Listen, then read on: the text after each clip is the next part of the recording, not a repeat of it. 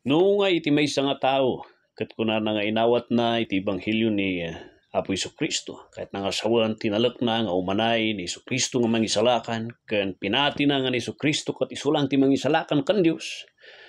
Ngamdumteng di tsimpo ket talikudan na di statement nga diay. Nga ha kuna na haan gayam magpaisuryay, kalukon diay. Ken haan gayam nga Dios ni Kristo. Anya nga iti makuna iti sao ti Dios jay. Naisalakan ka di jay. Mapukaw ka di ti panakaisalakan ha. Anya ti kuna ti sao ti Dios jay. Iti libro ti Hebrews chapter 6 verse 4, 5, and 6. Dahito iti libro nga iladladawan na iti nasakit nga rik na iti Dios. Iti biyag dagiti anak na. Nga iti biyag dagiti anak na, ada dagiti pudpudnungain mawat, na madamot dagiti palsu, kanagin-agin, ngayon mawat kanya na, nga hanggayam nga pudpudnungan ay salakan. Agin-agin lang. Dagito'y dagi ay kunkunato nga natinag iti sangwanan ti Dios. Dagito'y iti kunkunato nga false Christians. Nagliday no iti unag iti church, mapuno kun maurnong dagiti false Christians iti unag ti church. No once nga di church kat isardeng na ngagkasaba iti ebanghelyo, ngagcomplacent, agbaling nga kontento ti church, nga matinag da iti problema kan basol iti assumption na kunada na isalakan namin nga membro mi, nga mangagan iti mensahe iti ebanghelyo. Dakkel ti posibilidad nga dumdumteng ti panawon nuhanan nga mangeg ti ebanghelyo nga may kasaba. Maurnong iti membro iti maysa nga church na maadu kanyada ket false Christians. Makibtot kan tulanan maramdama, umikat da iti unag iti church, sumurot na tinaduma, unamno sinruam isuda, idinay damatan iti gospel, kan idinay damat lang ni Apo Isus. Ngay suna ket Dios, kan perpekto nga mangisalakan. Hebrews chapter 6. Kalpasan di 1, 2, 3, 4 nga ipresentar dita iti kinangat-ngato iti Dios, nga isuna iti namarswa, nga equal iti Dios, nga oray ni Dios Ama ket intag-ay na ni Kristo nga Dios nga parparehas na, nga inbaga na dagiti anghel dayawon nyo isuna kas maysa nga Dios. That was the presentation nga dijay ti tinalikadan nyo. Kunayo di patyon iso na nga Dios. Tata hanyon nga patyon nga isuna kat mangisalakan. Tata jay 5, 6, 7, 8, 9 salsarita na iti kinaperpekto iti trinabaho ni Kristo. Tata kunada kat han nga makaisalakan gayam, han nga kurang gayam ti trinabaho ni Kristo Jesus. Masapol adda ti part tayo, trabahuan tayo mat. Hindi na idan iti ebanghelyo ni Kristo. Narumrumar nga adan iti pasot nga itrabahuan da, nga masapol nga trabahuan da, tapno sigurado nga may salakan da. Iso nga na ipresentar 5, 6, 7, 8, 9. Iti verse 4, kalpasan nga kinarit ti sao ti Apo da iti writer nga dayto, whether he is ni Apollos or ni Apostol Pablo, intad na iti challenge nga agpursuda iti maturity da. Maturity ti truth kan doktrina nga hatag patinggalang ti John 3:16 umununod ti panakamuyo ti sangwanan iti Dios. Nga hangkan lang kontinto nga isu iti amuyo. Ag-advance kayo ti panakaawat iti Dios. Kalpasan nga ito na ti karit nga diay pagdanon iti 4 tinalantang kan diretso nga inbaganan. Kasatno nga dagiti kakadwa tayo nga idi muna kat kakadwa tayo mat. Idi muna kat agkas kasaba tayo mat. Mapatsyanda mat ti ebanghelyo ni Kristo. Idi muna kat napasnak da pay. Patsyanda pay ti kinadios ni Kristo nga ilablaban tayo isuna ini. Kasatno nga dagito nya nga iti sitwasyon da ti sangwanan iti Dios. Naisalakan ka dito. Kunada mat idi nga naisalakan da. Dayto yun nga inparwar iti adipan iti Apo ti pudno nga estado iti spiritual nga estado dagiti nga tao ti sangwanan ti Dios. Tata kunana ada ti kita antayo. Lukatan yu ti Bible yu ti Hebrews chapter 6 verse 4 kat kunana jay. For it is impossible for those who were once enlightened to have tasted of the heavenly gift and were made partakers of the Holy Spirit and have tasted the good word of God and the powers of the age to come, if they shall fall away, to renew them again unto repentance, seeing they crucify to themselves the Son of God and put him to an open shame. Aday ba kada kayo? Jay writer kunana nga dagus imposible nga ti maysa nga tao nga nawlawlawagan na silawan ti utek na kan panunot na nga nakonbiktar iso na nga nagtrabaho ti Diyos nga maawatan na ti Ebanghelyo naramanan na iti regalo ti pamakawan ti Diyos. Napadas na iti ununag iti puso na iti talna ken ragsak nga inmawat kini Kristo Jesus. Ken uray ti Santo Espiritu nga kunana nga inawat na katada ti Santo Espiritu kanyan imposible ti maysa nga tao nga kunana nga inmawat nga ada ti Santo Espiritu kanyana nga naramanan na ti sao ti Dios naawatan na.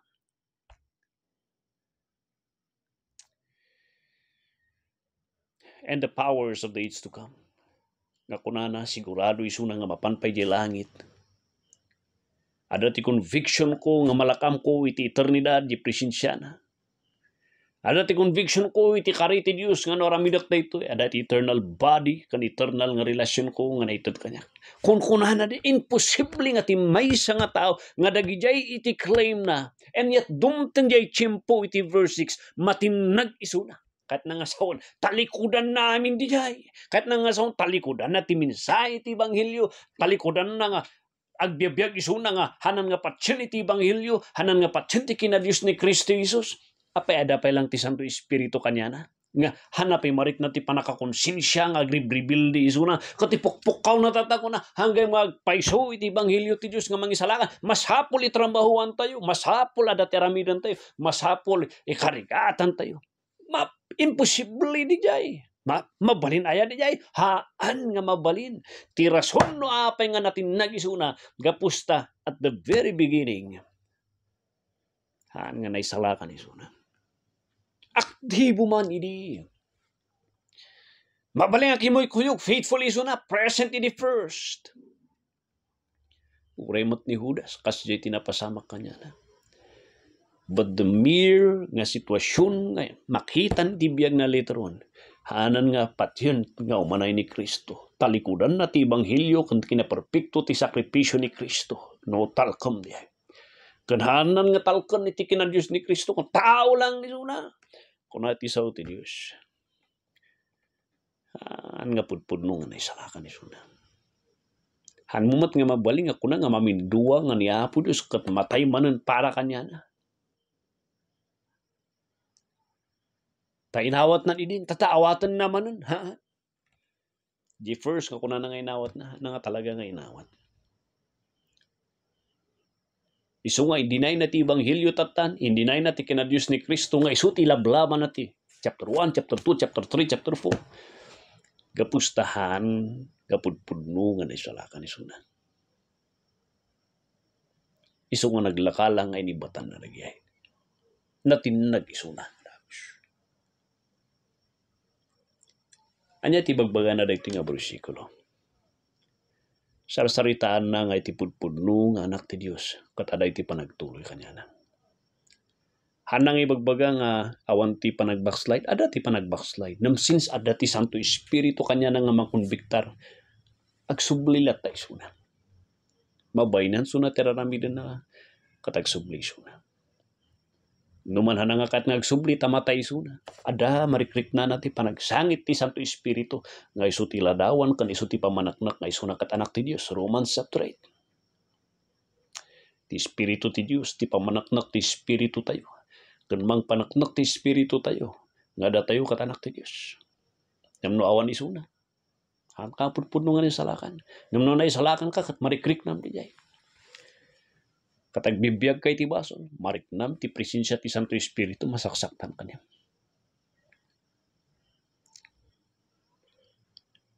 Han nga mabalin nga kunang magbibiyag ka ti panakay babayin nga mangibabayin ka lang kat in-enjoy mo di.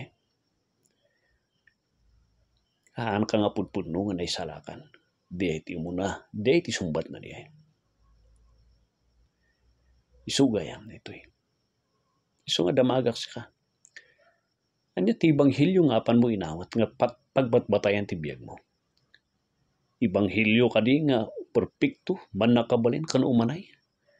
Or ibanghilyo nga dakurkurang na nga masapul ada ti aramidan. Sa bali nga ibanghilyo tinawat mo kapsat. Or kapsat.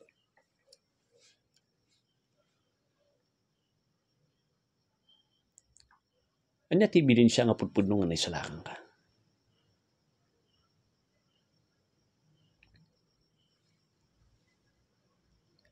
Kalpasan in profess mo ni Apo Isus nga manubot kan mangisalakan mo, anya ti ebidensya. Isuda ito di pa nagtrabaho, iti Santo Espiritu kan ti sauna. Kan iti biyag iti Diyos nga da kanyang ada iti biyag. Nga agtutuloy nga sumursurot iti Apo. Uray no ada ti padas na.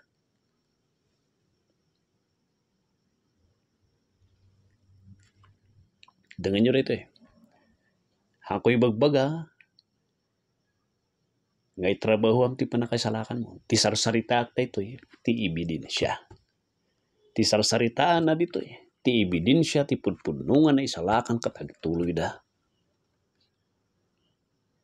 Gapusta da ti Santo Espiritu kanyada, gapusta na rawlawagan da, gapusta na konbiktad da, gapusta ti Diyos, ada kanyada. Isu nga agtuloy da. No ada di cimpung agsardeng da agtuloy. Mapan kayo di Hebrews chapter 13. Ada ti panagdisiplina ti Diyos tap nagsublina manan. Ngam awan ti panagdisiplina ti Diyos nga habang tinalikodan da amin na gito'y. Nga awan iti panagdisiplina ti Diyos. Bastardo da. Handa gamin nga anak ti Diyos. Isung awan ti panagdisiplina nga agsublina. Kapsat. Sapay kuma. Tamakita yu kan makatulong da ito Kada kayo. Nga mangpatalagad. Nga eksaminan nyo ti sitwasyon kan bagiyo. No talaga nga pudpudno. Nga da kayo kanyana. Kan mangitag pa nakawat. Apay nga awan ang nagidaduman. Hantay pa makita isudan. Nag-active damot ni first. Handa pa nga patsyon ni Isu Kristo. Sabali pa ti simurot. Handa pa patsyon ni Isu Kristo nga mangisalakan. Ilas-lastog da kat ti relihiyon dan. Ti kastimutan ni Kristo kat tao langan. Apay nga dagi kat dati mo tit kakadwatay. The reason behind this, kat at the very beginning, handa. Haan nga nalukatan ti panunot da. Awan ti Santo Espiritu kanyada. Awan ti biyag ti Diyos kanyada. Awan ti disiplina ti Apo nga agsublida. Tahaan da gamin nga pudpudno nga naisalakan. Handa nga naisalakan lagi. False Christians. Kita am ti bagim tatakap sa atin. Pudpudno ka di nga Kristiyano ka ako na. Iti Hebrews, duwa nga banda iti pinuntiryana. Jay perpekto nga sakripisyo ni Kristo. Jay gospel kaniti kina Diyos ni Kristo. Pudpudno ka di nga inawat kan tinalak mo. Kan nagpasakop ka. Iti perpekto nga trinabaho kan sakripisyo ni Kristo di krus. Kan makita mo, ti diferensya tatang agtultuloy ka, gapos ti presensya, iti Espiritu ti Diyos kanya, kan ti biyag ti Diyos kanya, makita mo ka di diya. Nga ebidensya nga ada, iti Diyos kanya, nga naisalakan ka, ebidensya. Tinalak mo ka di iti kina Diyos ni Kristo. Dagito iti karit ka datang nga kitaan tayo. Nga kalpasan nga kunam nga inpudno nga inawat mo iso na. Dagito iti kurang nga adal. Nga may susuro ka na tayo. Iso nga marunong dagiti false Christians. Kristiyano kung kuna dating iwat na mawan panagbalbalida. Nam ti kinagpaisuan, they're false Christians. Sapay ko ba? Ta eksaminam ti sangwanan ti Diyos ti bagim. Tupud-pudno ka. Katawatom ni Kristi Jesus nga manubot kan mangisalakan mo, numakita. Ngahan, ka nga pudpudno nga naisalakan. Agpakpakasya kapsat. Agpakpakasya. Dahil iti sumbat ko, iti request na iti kakapsat. Nga explicar ko ti Hebrews chapter 6 verse 4. Hingga na ti 6. God bless.